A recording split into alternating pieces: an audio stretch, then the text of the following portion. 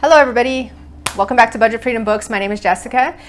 Today I'm going to show you my July 2020 budget. I'm going to turn the camera down just now so that you can see my budget on paper, and I will talk you through it. So I hope you enjoy it, and please like and share and comment, or wherever you're watching this. Support my channel and my videos so that I can do more and help more people. I really hope that you enjoy this and it inspires you to either do better with your budget or to just continue budgeting. All right guys, see you just now. Bye. Hello everyone, my name is Jessica. Welcome back to Budget Freedom Books, and this is my July budget, July 2020. I have set it up so that it's good to go. We just closed out our June 2020 budget, so you can check that video if you want to see how it looks when it's all said and done. But this is what I am expecting to do for this month, and I'm expecting big results and happiness. So my freedom number for this month is 6,100. That is how much I would need to be able to meet all my goals and to save as much as I want to save and be happy. So I am going to work really hard to make that happen. It's still the beginning of the month. We still have lots of time to make it happen. So for July, my income should be about 1,600 with my job, my bookkeeping services. My husband's should be 4,000. That is variable because we do have our own business, so we can't guarantee that. This is just what we know we should make. But you know, even if you've made that for 3 years, especially with situations around the world, you can always have a surprise. You can have a good surprise or a bad surprise. So when you're self-employed or when you're working on a variable income, you just use the lowest amount that you can expect to make as your base income and hope that it works out. You know, sometimes that doesn't even work out, but you got to try.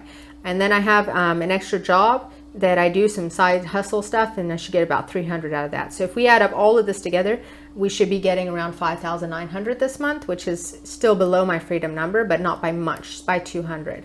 So if all goes well this month and we make a little bit extra cash, I should be able to hit that freedom number and hopefully save even more on top of that. But we'll see how it goes throughout the month, because June and July are not our busiest months. So you guys will see in the coming months how awesome things really get for us in the winter. But yeah, we know this for the summer, and we're working on correcting it. Anyway, so for your budget, you want to write down all your bills here, okay, all your monthly bills. You want to write down what you know you have to pay or think you have to pay for that budget line item. And then you also want to write the due date, when you need that money by. Okay, if you get paid on a weekly or bi-weekly budget, I do have weekly and bi-weekly budgeting sheets, which are very similar to this. They're just broken up into either 4 or 2, so that you can budget on either a 2-week basis or a 1-week basis. It's really the same concept, it's just breaking it down. So I'll do another video on that, but for now we're just going to go ahead and cover the monthly budget. Okay, so I have my mortgage, my second mortgage. It's not really second mortgage, but it's second mortgage loan that we have, that we're busy paying down. We have our yearly bills, all my life insurance, all my other bills here. These are the amounts that I should be spending. In total, I should be spending 5,856 this month. I'm expecting my income to be 5,900. So at a minimum, I should be saving $43 this month. I mean, leva, sorry, which is not much. But again, like I say, we do have variable income, and this is our worst month. And this is part of life, guys. This is part of budgeting. Sometimes you have less hours if you're working on hourly rate. Some months you might make less, and then other months you might make a lot more. Or if you're self-employed, you definitely are going to have months that are going to do better than other months. And that's why it's really important in your high earning months to save extra money for these months where you don't make as much money. Like I mentioned in my previous video, I do have 2 emergency funds since I'm self-employed. I have one which is just a normal emergency fund for the family, and then I have like an emergency salary fund because I know that we are going to have these months where we don't even make our minimum monthly income, and I need that extra money to be able to pay the bills and not stress about it. So we will see what happens this month. So far the business has been up 30% this year, even with the pandemic. So I'm really hopeful to see a huge increase this month again. But we will have to see how it goes. So for the rest of you, just go ahead and write down all the monthly bills that you think you're going to need, your phone bills, your internet bills, your utilities.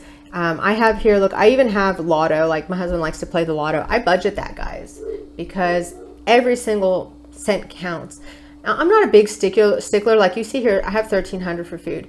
You know, if he takes $5, I don't need receipts. I don't need to be able to add up $350 plus 269 cents. And, you know, I do write down all our expenses on my expense tracker, but if I'm out by a few dollars, I don't sweat the small stuff, basically, because that's not what budgeting is about. As long as you're hitting your target or really close to it, that's good enough. And if things happen in the middle of the month and you have to move things around, that's part of life and that's part of budgeting. And this is, I think, where people get confused. You know, when you say it has to go exactly like this, no matter what, and if I don't, you know, hit this 100%, I'm a failure. That is not true, guys. You know, we're living in the real world. This is life. Life happens. I had to get my daughter glasses last month, which weren't planned and weren't expected, because she just happened to tell me, Mom, I can't see that far. And I was like, whoa, you need glasses. So that was an unexpected thing. And that had to end up coming out of my emergency fund.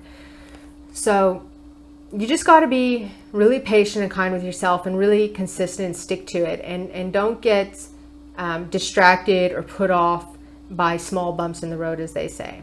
You know, if you spend $5 extra this month on the internet, it's not the end of the world. You want to keep things as close to as possible to what they should be, your target amounts, but you don't want to stress about going over. Okay, or under too much. Within limits, guys, within limits. Set a limit. My limit is like 10 to 20 bucks. That's my cushion area. Anything over 20 bucks, I think it's excessive and it needs to be looked at.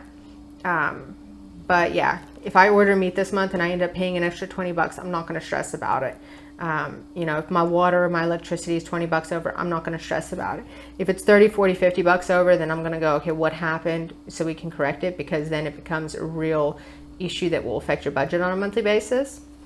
But yeah, it's just remember to keep your budget easy. Remember to keep it fun and make it something that frees you, that gives you less stress, because if you make it super stressful on yourself, then you're not going to want to do it. You're not going to enjoy doing it. You're really not going to succeed at it. So the best thing to do is to have fun with it, stick to it, you know, hold yourself accountable, but don't beat yourself up. I don't know if that makes sense to you, but I hope it does. All right, guys, so that's my July budget. I will come back at the end of the month to show you my tracker and to show you how the budget closes out and start our August budget. I hope that you enjoyed it, and I hope that this helps you. If you have any questions or comments, please leave them in the comment section or reach out to me. And please like or subscribe to the video, and I will look forward to seeing you guys next time. Bye.